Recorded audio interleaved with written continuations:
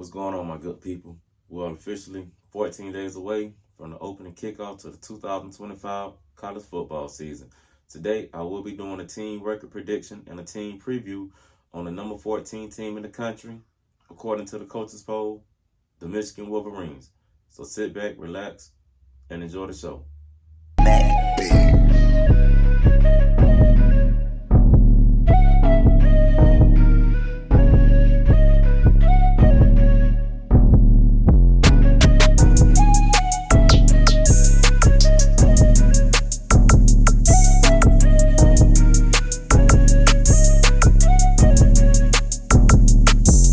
Good people, it's your main man DJ the Great back again with another video. Hey man, we're officially 2 weeks away from opening kickoff. That's right, 2 weeks away. Hey man, that's the moment we've all been waiting for if you're a true college football fan. Hey, it's around the corner, man. We've been waiting months and months and months, and here we are 2 weeks away. All right, today I will be doing a team record preview and a team record prediction on the number 14 team in the country, the Michigan Wolverines, excuse me. So before I get started with this record prediction, let me give you a little backstory on what Michigan got going on as far as this offseason. They had a number 6 ranked recruiting class in the country for the 25 season. They brought in Bryce Underwood. They got Justin Haynes out the transfer portal from Alabama. Last year, they went 8-5, 5-4 in the conference. They beat Alabama in a bowl game by a score of 19-13 to finish off their season. So that was pretty good for them to have momentum coming into the 2025 season. But, however, when we have momentum, we always tend to get hit with roadblocks. So if y'all unaware, for all of y'all that do know about Michigan and college football, Michigan was up under an investigation for a cheating scandal that happened during the 2021 and the 2022 football season that actually kind of carried over into 2023. Well, the NCAA came down with their ruling, and they gave them quite a little harsh punishment. Long as they was able to keep their championship, but they did get put on a 4-year probation, and Coach Moore will face a 3-game suspension to start this season. So that's what they're facing right now. But you know, I feel like with the schedule the way it's set up for Michigan, they still possibly can make some noise. Like I say, in the first 3 weeks, they do got to go on the road to play Oklahoma. That's going to be a challenge without their head coach, but I think the other 2 games, you know, they can handle. And they also brought in Chip Lindsey from North Carolina. He was formerly from North Carolina, so they brought him in as an OC. He still hasn't named, Coach Moore still hasn't named the starter yet for the season, but we all got a good feeling that it's going to be Bryce Underwood, but Coach Moore said he's going to hold off until game week. You know what I'm saying, to see who's going to be starting for them. Well, with that little information out the way, let's go ahead and get into this record prediction. Week 1, they at home. They open up against New Mexico. Without Coach Moore on the sideline, this should be an easy win for them. So I'm going to go ahead and give them a win right here. All right. Next up, they got to go on the road to Oklahoma to face a Brent Venables defense. Quite frankly, had a pretty decent defense last year. You know, his offense couldn't get going. They had 5 starting receivers down. So they basically turned into a running team. And they was able to still squeak out 6 wins last year. However, Oklahoma is kind of in I ain't going to say they're in a rebuilding mode, but they had to fix some things. And like I say, Michigan, for what it's worth, the voters are very, very high on Michigan. Because as y'all know, Michigan went 7-5 in the regular season last year. Yeah, they had that victory over, you know, Alabama in the bowl game. But that just let me know with what they added in the transfer portal and what they did on a recruiting trail, that played a factor in them getting ranked so high to begin the season. But back to the record prediction at hand, they do got to go to Oklahoma. I think Michigan will probably get that win, so I'm going to go ahead and get them a win right here over Oklahoma. All right, next up, they back home. They got to play Central Michigan again. This should be somewhat of I ain't going to say an easy win, but they should have way more enough talent to beat them. So I'm going to go ahead and get them a win here. All right, next up, they got to go on the road to face Nebraska.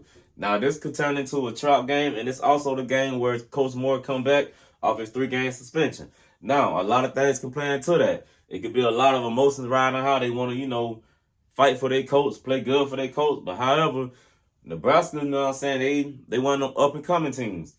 You know what I'm saying? They got Dylan Raiola over there as the quarterback. They hired him over there.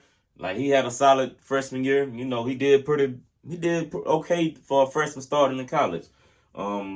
So this could very well be a trap game, but I'm gonna go with my gut with this one, and I think Michigan gonna slip up here, so I'm gonna give them an L right here. All right, next up, they got a bye week, and then after that, they home. They got to face Wisconsin. Wisconsin, one of them teams, you know, they known for running the ball. They known for having one of the biggest offensive line in the country. That one kind of took a step back in the past few years, you know, because of what the landscape of college football going. You know, we got the transfer portal, we got the NIL. So, you know, Wisconsin, they going to stick old school, man. They going to stick to what they know. They going to stick to the recruiting trail and coaching players up. Now, with that being said, they still do have a decent offensive line. But I think Michigan will have enough to beat them, so I'm going to go ahead and give Michigan a W right here. All right, next up, they got to go on the road. They got to fly out to Cali to play University of Southern Cal, or as we all know them, USC Trojan. Last year they played them. They won by a score of 27-24. It was a close ball game, and I think Michigan gonna get another win here. So I'm gonna go ahead and give them this win as well. All right, next up, they got to go on. They back home again. They got to play Washington. Now, last year they played them. They lost by a score of 27-17. And they was up there in Washington. So Washington got to come to them in the big house. So I'm going to give an advantage to Michigan. So I'm going to go ahead and go Michigan right here.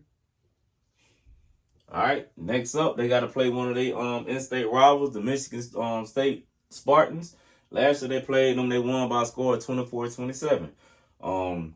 That was another close ball game. They got to go on the road to Michigan State. But I think Michigan will find a way to win this one. So I'm going to go ahead and give Michigan the win. And as of right now, Michigan looking pretty good, man. They only got one loss on the season. Now, they back home.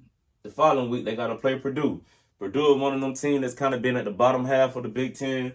You know, it's just so much competition up there, man. Everybody can't win.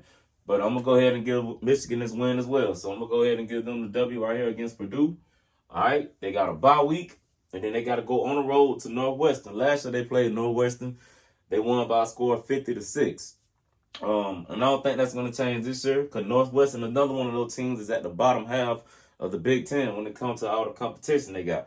If I'm not mistaken, the Big Ten got 18 teams. So that's a lot of teams, man. Only so many teams can, you know, do good. And it's sadly that, you know, Purdue and Northwestern, one of those teams that's kind of like on the bottom half of the conference.